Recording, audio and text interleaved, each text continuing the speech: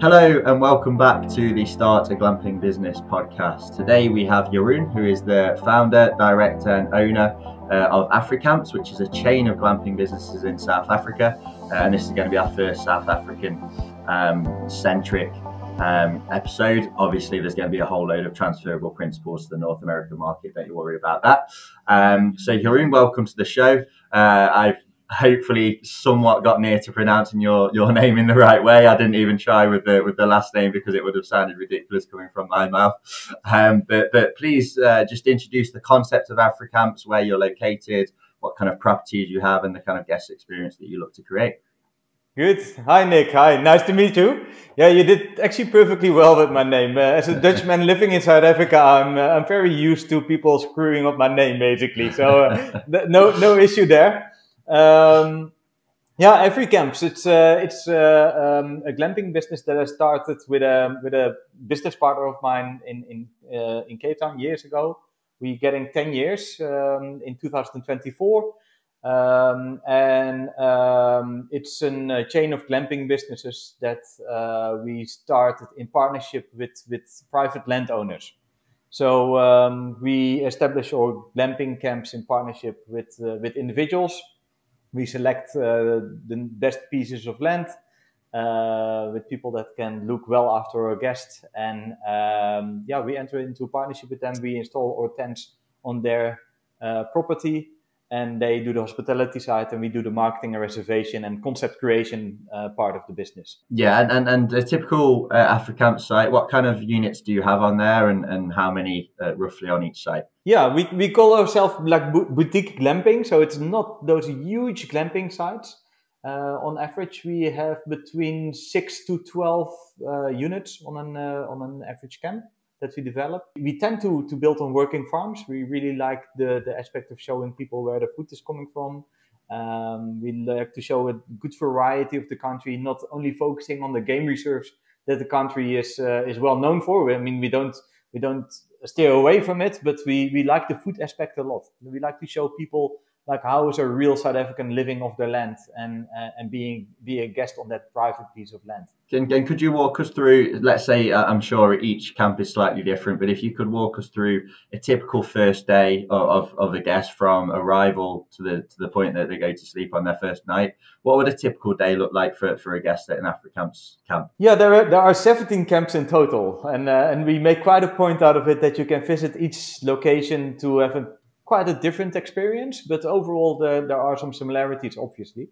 So waking up obviously starts with an AfriCamps breakfast basket, which is an cook your own breakfast basket put together by the landowner, quite often with local ingredients of stuff coming off the farm, and our guests make that themselves.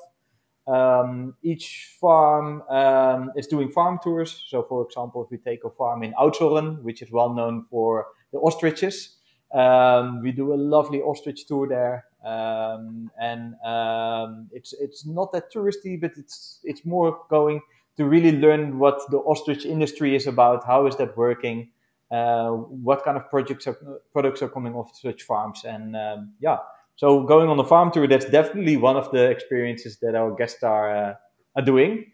Also, we obviously the camps that we develop, we try to stay close to tourism destinations.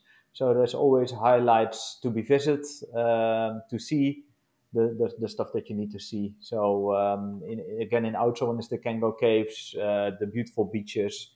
In the Eastern Cape, so local attractions is definitely part of the experience. Coming back to the farm, the tents are again self-catering. In the evening, people order braai baskets. We call it in North America, I think you call it barbecue baskets, but we call it braai baskets. Barbecuing of braaiing, as we call it, is it's a really authentic South African experience. So we made sure that our tents come with a proper stone-built braai onto the decks of our tents, where people can prepare their own meals and share that experience with the kids.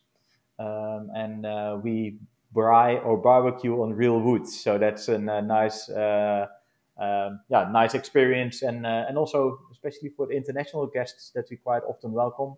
not only South Africans, it's quite often people from other countries, to offer them the opportunity to get through that experience and how do you prepare your meal in a proper South African way. That's very nice to offer them the opportunity to experience that. The evenings, we quite often far from city center, so the night sky is beautiful. So the country is well known for proper star viewing. So it's nice to sit on the deck and to look at the stars and to hear the sound of nature. Sounds beautiful. And then tell us a little bit about yourself, your backstory, and how you ended up founding this business. Yeah, so if you can hear from my accent, probably I'm not an original South African. I'm born in the Netherlands, and I ended up as a student in South Africa, and absolutely fell in love with the country and started a tourism business about 17 years back. That was more like youth travel, adventure travel. At one point you become a little bit too old to work in the youth travel business and start dreaming about where is my passion at the moment. And I picked up on the glamping trend. So about now 11, 12 years ago, saw that happening in my home country in the Netherlands. Glamping is huge in the Netherlands. Also saw it happening in America, and I thought, geez, that's quite funny. We see these lovely safari tents that are actually coming from South Africa, completely rebranded, recreated, on farms in America and in the Netherlands. And in South Africa, we only place them still in game reserves. So I picked up on it's nice to bring that concept of the safari tent in the glamping market back to Africa, and to do the same twist here. And I think glamping is just more family orientated than the safari industry that is so well developed in our country. So more family orientated. Yeah, and what you said there about bringing it back to Africa, that's quite accurate, because we had Sarah Dusick from Under Canvas on this podcast a couple of months ago, and she was very much inspired when she set up her first site in near Yellowstone. She was very much inspired by the African safari camps that she'd been on, so that's absolutely correct. So you've kind of said, you saw a gap in the market and you just did it, but I'm sure there was a lot more to it than that. This whole podcast is kind of aimed at people who are looking to start a glamping business, and they'll be doing a ton of research and facing a ton of obstacles. So could you just walk us through the story of opening your first location in terms of how you found the land, how it was funded, what challenges you ran into, any mistakes you made along the way, etc.? Yeah, sure. Yeah. No, we had a nice adventure. It was Africa is not very close to the big world markets. So the first struggle was to find glamping tents that are suitable for our climate. We've got quite a harsh climate. Also, importing stuff is expensive and not easy. We ended up buying a sewing machine and learn ourselves how to make is it difficult to put a window in a piece of canvas, basically. And we found out it's doable. It's not easy, but it's doable. So me and my business partner, we hired an old factory building, and the first 3 months of the business was just trying to build the perfect safari tent for South African climate. We thought it should take 3 months, but it took us probably about 8 months to build the first tent in that little factory. After we finished the unit, we had a grand opening where we invited all our family, friends and business associates to show what we have created. And of that, there was a business partner who is investing quite a lot in startups. And he saw the tent and he was blown away what we have created. He was immediately asking, like, what is your business concept? What are your plans with this? And there was our first investor. And that was so highly necessary, because we all know, I can only assume that people listening to this podcast are dreaming to start a business. And we all know that's not a cheap thing to start. The tents are expensive, furniture are expensive. So we had private investors quite early on in the business that funded the first camps. And then going forward a year later, we start shopping around. I mean, we've got an area close to Cape Town, which is very popular, and that's the Cape Winelands, like Stellenbosch area. That's where all South African wines are coming from. So we thought we have this fantastic tent. Let's focus on the Cape Winelands to start there. And so we started knocking doors at different wine farms. And the first owner thought, "Geez, what are these strange Dutch people with a strange idea building tents on our farms?" And actually, not many people were interested, and we didn't have any track record neither, obviously. So from the Cape Winelands, we went deeper and deeper into the country, and then we ended up at a farm quite far from Cape Town, but in Oudtshoorn at that ostrich farm. And this farmer said, "Please do. I believe in you guys. Here's a beautiful piece of land," and it was an absolute stunning piece of land, I must say. And he gave us access, and there was the first camp built. And was it an instant success, or did it take time to really kind of kick off? Yeah, it was quite a success, actually. We were happily surprised. Again, we were dreaming to start building in that highly popular Cape Winelands. And we were pushed quite far into the country, more difficult area. But we didn't realize how good that area actually was, and it is very popular with tourists. And again, the quality of the property was very good. Glamping was new in South Africa at that point in time, so also locals were very interested to find out what this trend is about. And we started with quite a bang, I must say. Yeah. Good success. Hi everyone, Nick from Glamping North America here, and I've just got a very quick message to announce some extremely exciting news. Since launching in July 2022, Glamping North America has made a name for itself in the North American glamping industry. We've consulted on over 40 glamping projects, accumulated over 47,000 podcast downloads and plays, and we're now ready to take the next step. And with that, we're absolutely delighted to announce that we're beginning the process of developing our own glamping projects. We want you to be involved. There are more details to come, but for now, we're taking expressions of interest from prospective investors. We're so excited to get this going. It's been a long time coming and we can't wait to get you involved. So all you have to do is fill out the form in the description of this episode and we'll be in touch with more information very soon. We can't wait to hear from you and we'll speak to you soon. Bye-bye. Your model is interesting because, as you say, you partner with landowners rather than just sourcing your own land and building on your own land. It's not something that we've spoken to too many people about on this podcast, but it's something that is an interesting model. And I myself, I've been involved in groups that have been exploring that model. And I'm wondering if there are any challenges associated or unique challenges associated with that model of finding landowners and working with landowners rather than, say, having complete control of the property. Are there any unique challenges that you have to navigate with that approach? Yeah, there are. There are many opportunities with that model. And there are many challenges. The opportunities is that your business is scalable straight away. I mean, it's almost like having an Uber taxi. You can have many Ubers, but you don't need to drive them all yourself. And the moment you're that side of the business, you can have a few more vehicles in your portfolio. So that's the same with the glamping business, in my opinion. So the camp owners, the camp or / landowners, as we call them, they operate the business. So they allow us to focus on growth and on marketing, which quite often, if you operate the businesses yourself, you quite often pushed into the finer details of tourism, and then it distracts you from growth and from concept creation. So the opportunity is definitely that we can focus on the concept and on the marketing side of the business. The challenges are, as you already said a little bit, you need to be consistent. So although it is can be of great value that each farm is unique and has their own unique story to tell, you also need to have a very strong brand identity that you need to protect, and a brand quality. And with different individuals, that's not always easy, not undoable, but it's something that you need to protect. You need to make 100% sure that your partners are following your strategy. And for example, we make decisions about how the furniture is in the tent, and that your partner is not saying, but I've got grandma's furniture over and I want to put that in the tent, and your whole concept falls apart, So it's you need to have a very good, well outlined concept.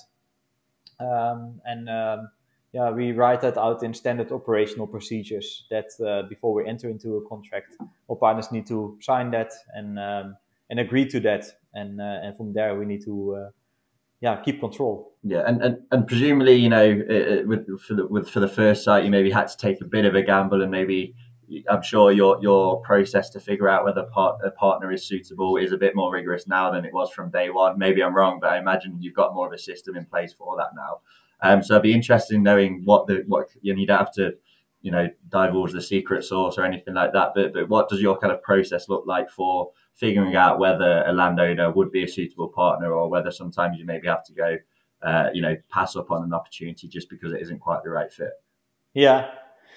First of all, it's they call it in property. It's destination is preem. So you need to be 100% certain that the location of the farm is that the location is good. Obviously, the benefit of not needing to buy the property, you have a lot of options to decide where you're going to put your investment in. So you can be a little more strict in the choices of destination, in my opinion, and you should be, because you don't own the land and all your investment is basically in thin air. You don't own anything. So the destination is very important.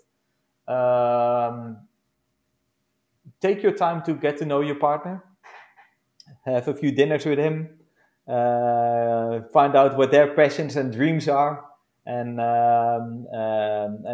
especially obviously what their passions and dreams are related to the hospitality. Are they really dreaming to start this kind of business? And do you both have the possibility to help each other out? Do you have to each of you, do you have to offer something to each other? That's important. Can you add value to every partner? And that's very important to figure out. Yeah. And I'm pretty sure you can cast parallels here to people who are looking to just buy their own land and do something themselves, because what you're looking for in a landowner partner is essentially what the more standard model of buy land and build a glamping business entrepreneur would be looking for in, for example, a site manager. The only difference is they'd be hiring them rather than splitting the revenue or the profits with them. So is there anything in particular that you really look for in a landowner partner / site manager that kind of you think would indicate a positive chance of success for that individual glamping site? Yeah, no, absolutely. And a landowner and his or her family needs to be absolutely in love with their own property and what they're doing on that land. I mean, if they, you can immediately figure it out. If you visit that wine farmer, which we have, and this person is so extremely passionate about the wine that they're making, and they want to tell everybody about the product that's coming off the land, you immediately have that click. Okay, this person is very hospitable, and you can add such a nice story to our product, which we would never, we cannot do that ourselves. So passion. See if there's passion, and if there still are, if the owner still is in love with his property and is sharing the same dream as that you are having. Yeah. Mm-hmm. Yeah, and you mentioned earlier, you've got 17 sites now, and I've alluded to the fact that I would imagine you've got more systems in place for site number 17 than site number 1. So I'd be interested in knowing whether there are any significant differences between, for example, the setup process that you employed for site 17 versus site 1. What were the differences in speed, in terms of things that you did right versus things that you did wrong, and just generally the approach that you took that you're taking now that you've got all those learnings behind you, and how they compared to when you were kind of just trying to figure things out, blind almost. Yeah. No, there's a big difference. First of all, we don't do everything ourselves anymore. So in the beginning, it was me or my business partner joining a construction team to build the camps with the camp owner, and to be really involved with all the little aspects.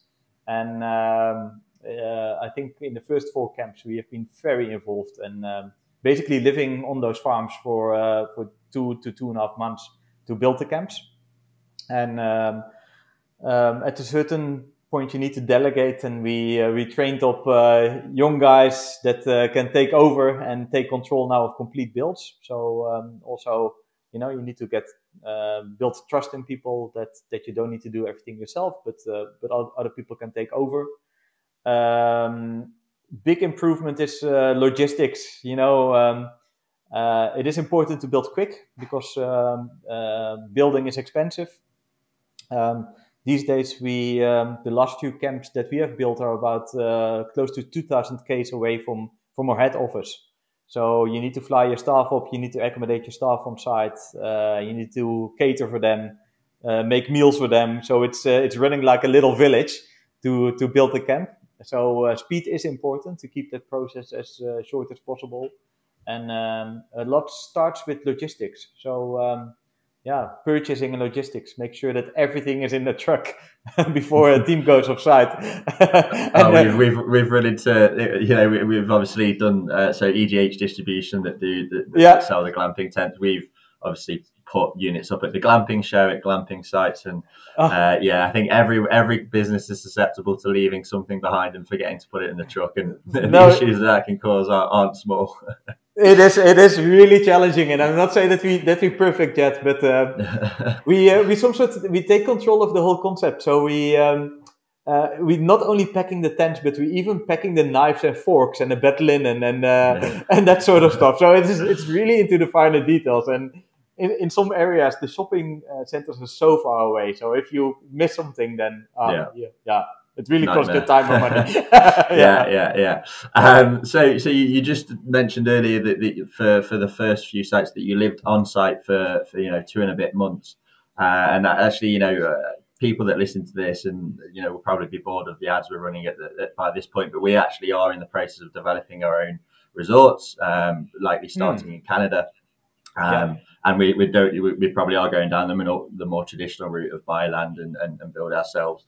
But one thing that I'm expecting to do is live on site for 2-3 months, however long it takes. Just out of pure personal curiosity, really, but I'm sure there's value for the audience as well. What does your day look like in that period where you were really living on site and living and breathing every moment? What were you actually doing in that period of time? Hard labor. Excellent. That makes me really excited. I really loved it. At the moment, I'm more bound to my office and marketing and dealing with staff and all that sort of stuff. But the beginning of the business, like really hard labor, like putting the poles into the ground, dealing with those rocks that you find and you can't dig deeper in, and learning together with your staff, like how do you build this thing? Especially in your first few camps, you learn together with your staff, and I really enjoyed getting my hands dirty together with the staff. You build relationships with your staff members that you never have the opportunity later down the line anymore to go so deep in with your staff. It's really enjoyable, and also the relationships that you build with those owners. Being on their farm and building it together with them, that's really valuable. But it was literally hard labor. It was waking up when the sun is out, when the light is out, and start building, and stop when it is too dark, and have a meal with your team. Go to bed and repeat that for 2.5 months, basically. Sounds really fun. Thank you. But presumably, you doing that as well now that you are more office based, but presumably it makes you a better leader and more capable of overseeing that whole process from real high up than compared to, say, if you'd never done that before, you had no idea what it was like on the ground. Yeah, absolutely. Yeah, and we are lucky that we still have staff that have been part in those first builds. So again, the relationships that you build with your people, then that's never replaceable. Yeah. Yeah, and when I was looking at the AfriCamps website and just trying to get a sense for what the business was like, I noticed there that you employ a principle of local empowerment, I could try and introduce that myself, but I think you'd be much better to do it. So could you just tell us a little bit about what that principle is and how it's implemented across your camps? Yeah, no, we are in a country with an extremely high unemployment rate. Youth employment is a serious issue in the country. So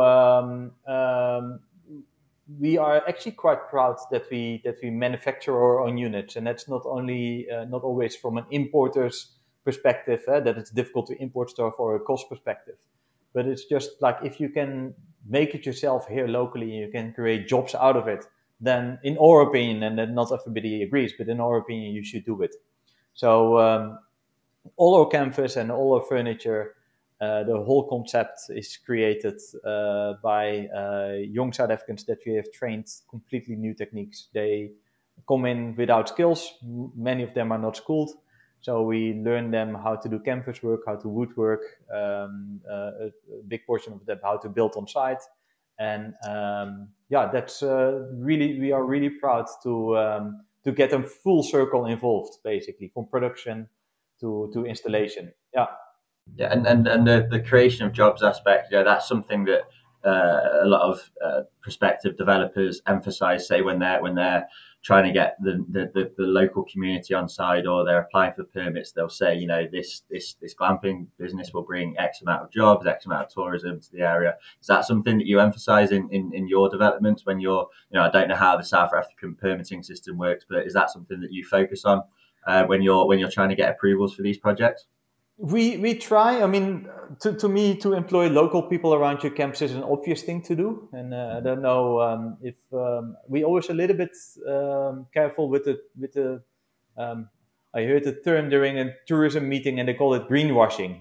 Make promises that are obvious. Like obviously, you employ local people around your camp. It's like you're not going to fly people in.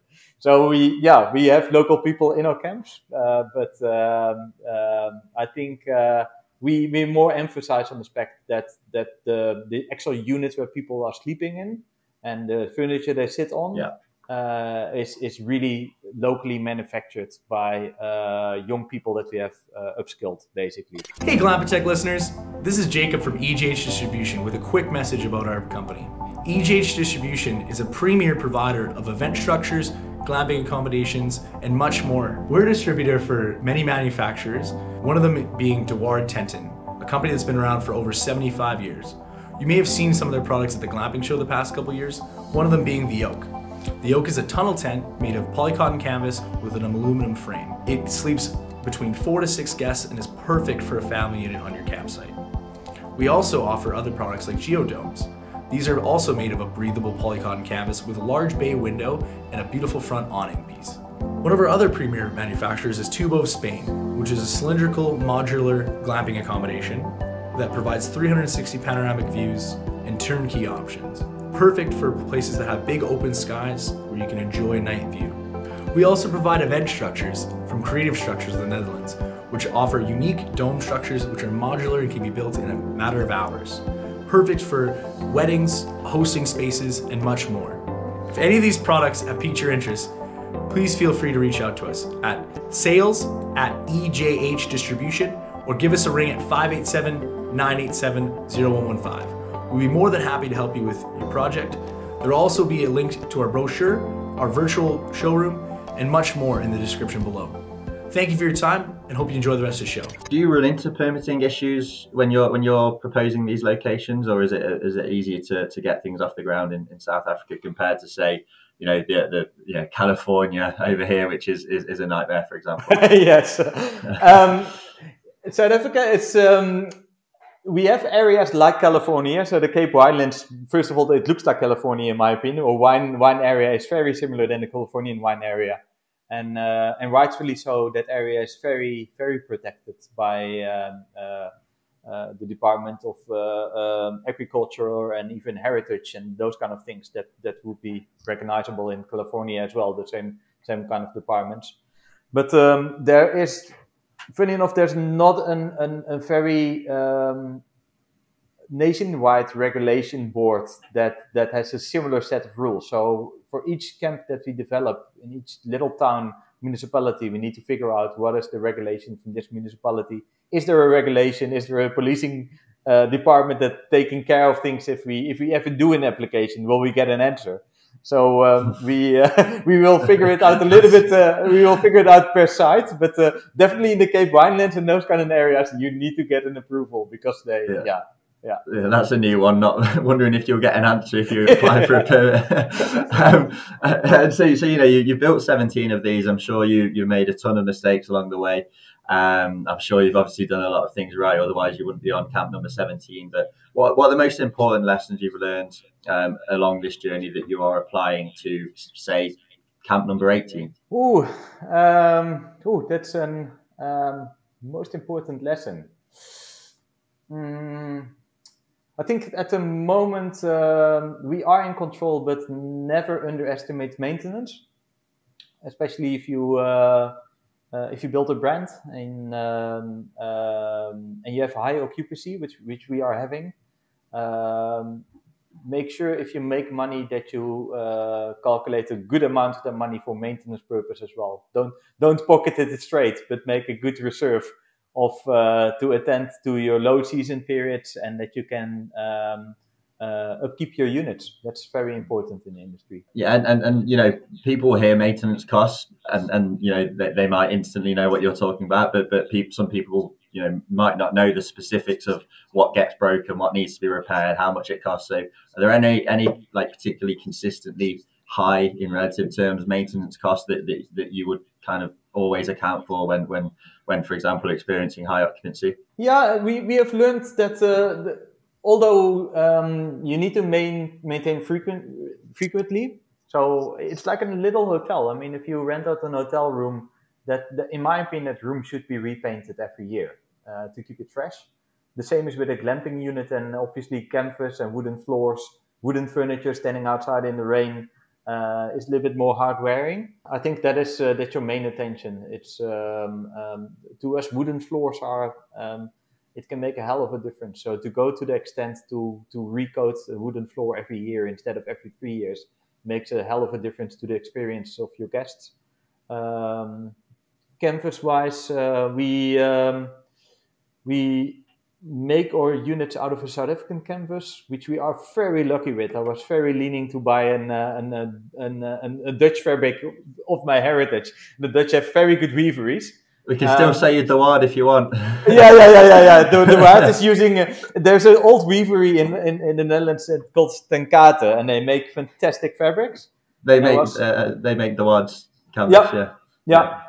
We it was difficult to import for us. It was expensive, but we went for a South African canvas, and we found out, and it sounds absolutely ridiculous, but the canvas that we are buy, you can repaint. Literally, you can repaint it. And in our climate, I'm actually so happy that we were limited 10 years back to choose a South African product, because we actually painting our canvas units, and they look brand new after we paint them. And that's such a luck, because we deal with a lot of different climates. We've got an area that is quite tropical, rainy, humid, which can create mold issues. We also have extremely hot and dry areas where the UV resistance of the fabric is more important than the mold resistance, for example. So our tents, we really put our tents to a pace. Yeah. And you know, you've built up a really successful glamping business. You know, certainly if you were in North America, you'd be among the biggest, and you know that would make you are amongst the biggest in the world when it comes to glamping. So clearly extremely successful. I'm sure you've probably got no intention of stopping there. So could you just tell us a little bit about what you expect the future to hold for AfriCamps? Yeah, so we've got a few plans in the pipeline. We only in South Africa at the moment. We definitely still have a few areas where we want to be in our country where we are situated. That said, more and more tourists combine their trip to South Africa with a trip to Namibia or Botswana and even Mozambique. So there is an interest to carefully see how does it work cross-border. And a border is quite a visual thing. We're all afraid of it, but how scary is it actually to cross border? So we hope to go through that experience in upcoming years, to maybe have our first Namibian camp situated. We have built the same kind of configuration of tents in the past few years. So it's basically a 5-sleeper. So it's a two bedroom with one luxury parent bedroom, we call it, and a kid's bedroom. And the configuration of the tents has been the same. And also pretty, it is very comfortable, very quirky, and a fun unit, but we would not necessarily call it an extremely luxurious unit. It's fun and quirky, and it works well. But we start to get an interest to also see if we can have an AfriCamps Plus, and see if we can step it one notch up and maybe have a more luxury couple unit. A few of our camps are extremely popular with weddings. So it would be very nice to have a wedding couple sleeping in a slightly AfriCamps Plus unit instead of one of the same units where all the wedding guests are staying in. I think these couples deserve it to have a little bit more luxury. So we're looking forward to develop that. Yeah, that's I'm looking forward to seeing. Yeah, it should be great to see where it goes. And if someone does want to get in touch with you, never underestimate the power of this audience. We get some, there may well be a South African landowner in the audience that would love to partner with you, or maybe someone in Namibia or whoever. So if someone does want to get in touch with you for whatever reason, how can they go about doing that? I think the best is the old-fashioned email. I'm still very much into my email. So it's Jeroen@africamps.com. And if you struggle to spell that, you also reach me via info@africamps.com. That also works. We'll put the email address should flash up on screen for those on YouTube, and for those on the podcast, then maybe try info@africamps. But yeah, thank you, Jeroen. It's been an absolute pleasure. As I said at the start, definitely a lot of parallels between what you're doing and what North American glamping entrepreneurs are doing. And it's interesting to hear about the new model, and there's obviously similarities between what you have to do in that model versus the more traditional model. Absolutely. So thank you again. I'm excited to see where the business goes. I'm sure we'll have you on again at some point, and thank you and best of luck for the future. Good. Thank you, Nick. It was a pleasure to be here. Yeah.